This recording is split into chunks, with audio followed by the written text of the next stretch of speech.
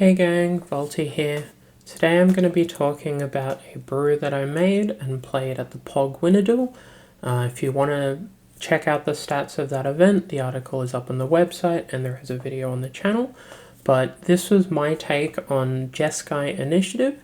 I played this as well as my partner and we both had a 4-2 record for a combined 8-4, which I think is pretty respectable for something that was a little less tested than I thought would be. So I wanted to talk about this deck, and I think that it probably has legs, but there might be some tuning that needs to happen over time. But if you appreciate the thought of it, by all means, we can go through that. So, for Planeswalkers, we had a Wandering Emperor. Now, I think that there are plenty of other Planeswalkers that could have been played in the deck. It's possible that none would have also been correct.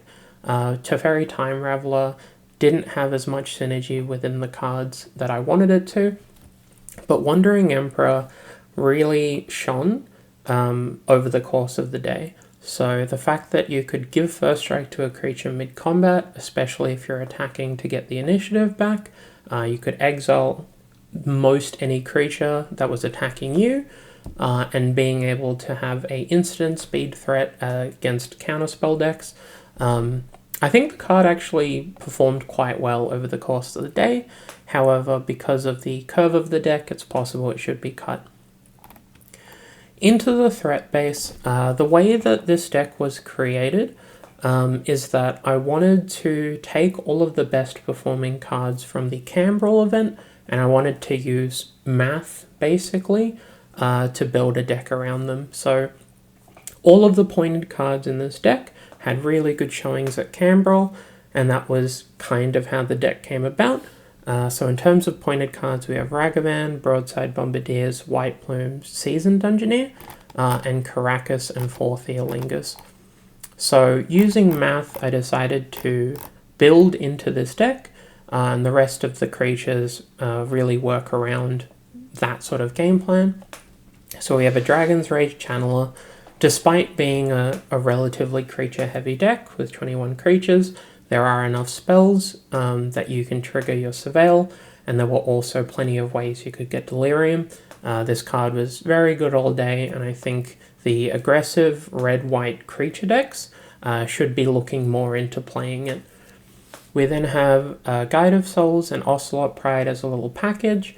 Guide of Souls overperformed all day. The fact that you could jump one of your creatures to get the initiative mattered. The fact that you gain life in races mattered as well. And the fact that it was a 1-2 did come up more than once because there were quite a lot of 1-1s in the room, namely Ocelot Pride, obviously. Lastly, we played a Mother of Runes and a Tamiyo. Mother of Runes, still a completely obscene card. Every single time you untap with Mother of Runes, you can just end the game, and there's not much your opponent can do about it. And Tamiyo was one of the reasons that we played blue. The fact that it's a very cheap threat that can threaten to win the game when it turns into a Planeswalker and generates incremental value. It's kind of like a Thraben Inspector on steroids. And so I decided that, you know, we started with red-white, and I wanted to move into a third color, and Tamiyo was actually one of the draws to blue. For 2-drops, we played Ajani, which is just a completely busted card. The fact that we have a lot of red permanents helped as well, but it's just really, really hard to beat an Ajani if you're playing any kind of value-based game. We played a Fear of Missing Out. This card overperformed. It actually surprised me quite a lot. I thought it would just be a 2-mana 2/3 that rummaged, and then every now and then you would get the Delirium out of it. However, it came up a bunch of times that you could attack with it multiple times. It would trigger your Inti multiple times. You'd be able to get in a lot of damage with it, and card was just great. The fact that it was an enchantment helped with your Delirium for Dragon's Rage Channeler as well. And the fact that you discarded a card helped with your Flage. We have Inti. Inti is a nice little value engine that also helps you inside of combat.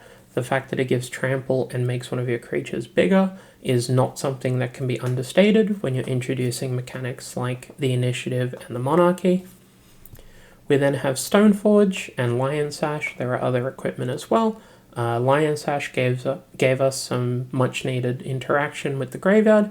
The fact that you can hit Flage if they've already played it is really good. The fact that you can beat Reanimator cards with it. But otherwise, it's an artifact for Delirium. It's a reasonable equipment that you can just play as a threat. There isn't much to say about Stoneforge. And then Philia was our last 2-drop. This card is kind of terrifying, and it's probably going to be joining my personal watch list. It is absurd the amount of different things that Philia does. It gets rid of blockers, it generates you value, it gets bigger over time, it has flash to help against counter magic. You can attack with it and get its trigger and then Caracas it back to your hand. Philia is kind of messed up. For 3-drops, we have Broadside. We have plenty of ways to sacrifice something that doesn't matter too much, like a clue or a cat token. It's obviously got the biggest synergy with Ajani because it gives you a curve that flips your Ajani and it gives you a red permanent for that Ajani, and it also deals 2 damage when you sacrifice the cat. We played Enduring Innocence. I wasn't too sure about this card. I thought it might be a bit too cute. However, over the course of the day, this card actually really performed quite well for me. The fact that it has lifelink and it gives you a creature that you can rumble inside a combat with that your opponent doesn't really want to block. There are plenty of ways that you can exile it and turn off the second mode, Swords to Plowshares, Prismatic Ending for example, but if you're in a metagame where people are playing Fatal Push and Lightning Bolt and Snuff Out, the fact that it's so sticky and generates so much value, this card was really, really good, and I think we'll probably start seeing a bit more of it pop up. We played Mantis Rider. This is a pet card of mine, and at the same time as it being, a throwback and very nostalgic for me, this card has continued to overperform in every deck I've put it in. The fact that it has 3 relevant keywords when you're introducing the Initiative and the Monarchy, the fact that it has Vigilance to block, the fact that it has Flying to get through, the fact that it has Haste, which isn't a keyword that appears on too many playable cards, this card's really, really good, and I think more people should be playing it. We played Flage, card's broken, nothing too crazy there. Skyclave Apparition, which is a pretty staple creature-based removal spell. And then we have White Plume, Seasoned Engineer, Fury, and Solitude. There's not much to say about all of these cards. And then we get into the spells, and this is where the Jeskai part of the deck really shone. We played a lot of blue spells that were either highly interactive or gave us card draw and card selection. So you can see we have Ponder, Preordain, Expressive Iteration, and Brainstorm, and the main draw to being in blue, outside of the sideboard, which we'll get to, is that when you're playing a Boros Initiative core, it's very easy to run out of gas. Sometimes you just draw 1 too many lands and you brick off, and then your opponent attacks you, and they get the initiative, and then you're dead. By having cantrips and EI in your deck, we reduce the odds of that occurring. It's much easier to hit your land drops, it's much easier to dig for removal spells, and I think this was, underexplored, I guess. For the most part, people who are playing Boros are either splashing black for Mardu or green for Naya, just because those 2 colors give you something that's a bit more cohesive. But I thought going for a sidestep and adding blue for cantrips would be more profitable, and it did work out. We then have a Prismatic Ending, which is just a flexible removal spell. And 4th, this card is messed up beyond belief, and I have it on my personal watch list to go to 2, so we'll see if that goes through. The rest of the instance, we have 3 counter spells. We have Misstep, Spell Pierce, and Spell Snare. I wanted to put the single blue pip counter spells in, especially the cheap ones, because it would give us interaction in terms of stopping your opponent from playing a removal spell or fighting for the board. And then we have 4 actual removal spells, Discharge, Bolt, Plow, and Unholy Heat. Not much to say about these. We then played a Jit and a Pre-War. These are the last 2 equipment.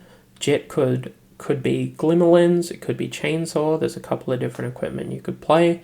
I wouldn't play Cryptic Coat because this deck doesn't really support it. And pre-war, I've talked about this card many times. I've put it in many decks. Nothing too surprising there. And then we have a Fable to close things out. For our mana base, we have a Caracas as a utility land and an Arena of Glory.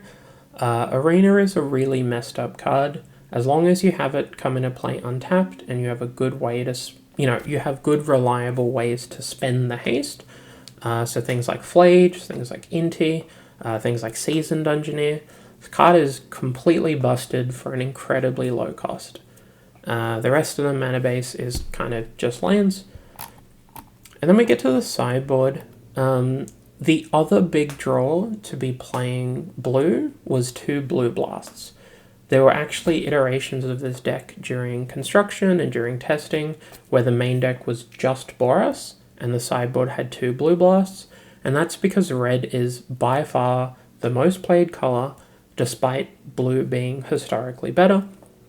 There are just so many red permanents that people are playing. Fable is great, Fury is great, Flage is great, and I wanted to be able to interact with those on the stack.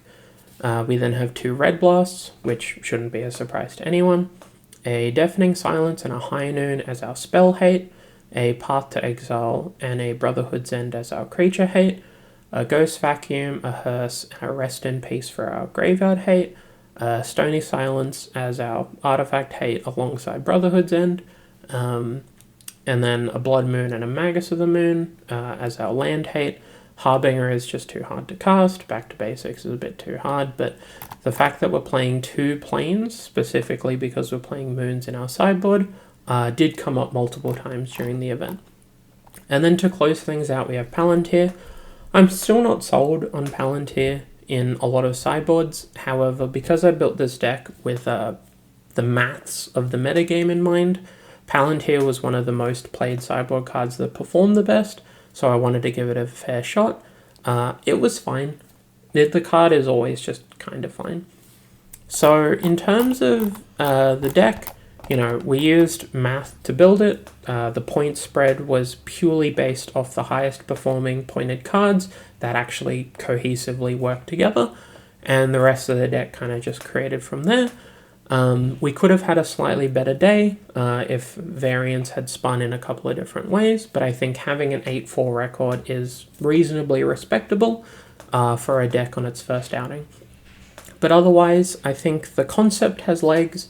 Boros Splashing Blue is something that I think I'm going to be looking to investigate in the future. But otherwise, deck list as always will be in the description below. And this video was brought to you with the help and support of my lovely patrons and donors. If you'd like to see your name up here on screen, there's going to be links below to the Patreon and to the Linktree, as well as the Ko-Fi. And if you're watching this on YouTube, please do consider subscribing. You don't have to hit the bell or anything, but it's free, it doesn't cost you anything, and I'm trying to grow the channel and grow my reach, and this will help out a ton. But otherwise, that's everything from me. Voltie out.